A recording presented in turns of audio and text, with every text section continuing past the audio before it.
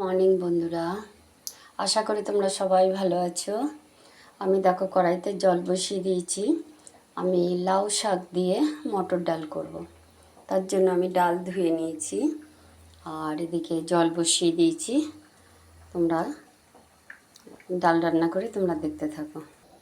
ডালটা আমার সেদ্ধ হয়ে এসছে। এখন আমি একটু হলুদ দিয়ে দেবো, একটু বলতে যেটুকু লাগবে সেটা দিয়ে দিলাম।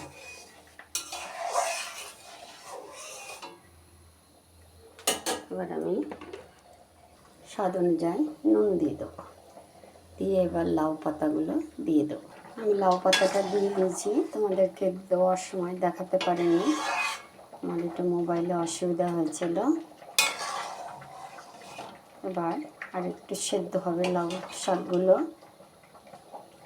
এটা কুমড়ো শাক দিয়েও হয়, আবার লাউ শাক দিয়েও হয়, চাল কুমড়ো শাক দিয়েও দারুণ হয়। ডালটা আমার সেদ্ধ হয়ে গেছে, দেখো ডাল লাউ পাতা সবই সেদ্ধ হয়ে গেছে সুন্দর। এবার আমি ডালটাকে ফোড়ন দিয়ে দেবো। তোমরা দেখতে পাবো। আমি ডালটাকে বাড়িটা ঢেলে নিই, গ্যাসটা কমিয়ে দিলাম, ডালটা ঢেলে নেব।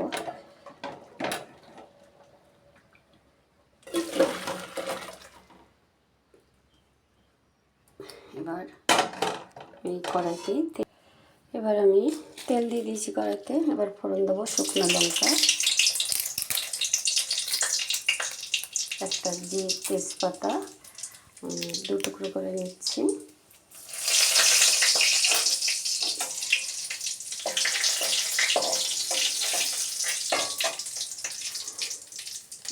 আর দেবো গোটা জিরে,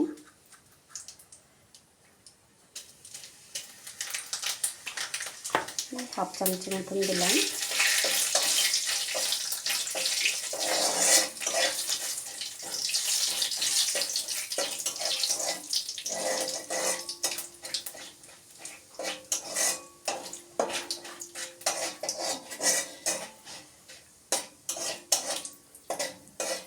এবার ফোড়নটা সুন্দর ভাজা হয়ে গেছে।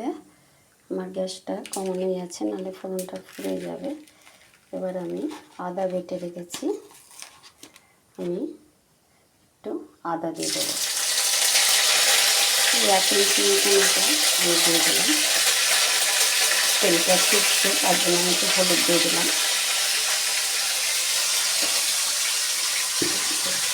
হলুদ দিলে তেলটা কম খেতে একটু সামান্য নুন দিয়ে দিলাম।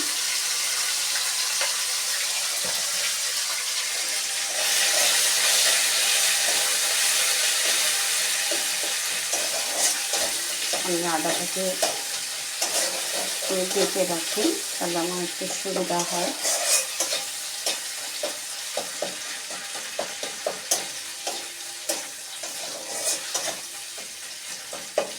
এবার আমি একটু জিরে গুঁড়ো দিয়ে দেবো। গ্যাসটা একটু মাঝে করে দিলাম, এক চামচি জিরে গুঁড়ো দিয়ে দিলাম। এতে লঙ্কা গুঁড়ো করে কিছু দেবো না।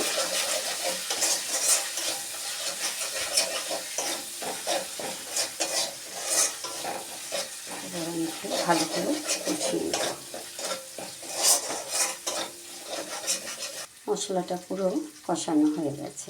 এবার আমি ডালটা ছেড়ে দেব। এবার আমি ডালটা দিয়ে ফোড়ন দিয়ে দিলাম। এবার মিনিট 2 মতন আমি ফুটাবো, ফুটিয়ে আমি নামিয়ে নেব। এবার আমি একটু মিষ্টি দিয়ে দেবো,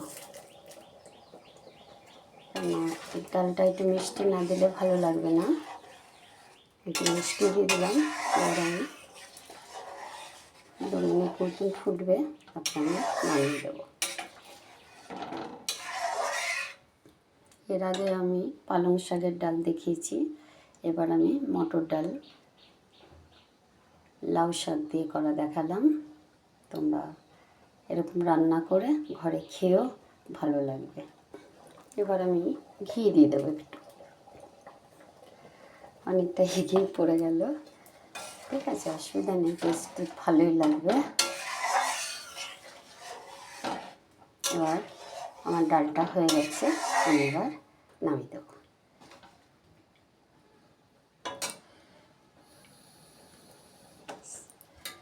ভালো আমি ঢেলে নেবো।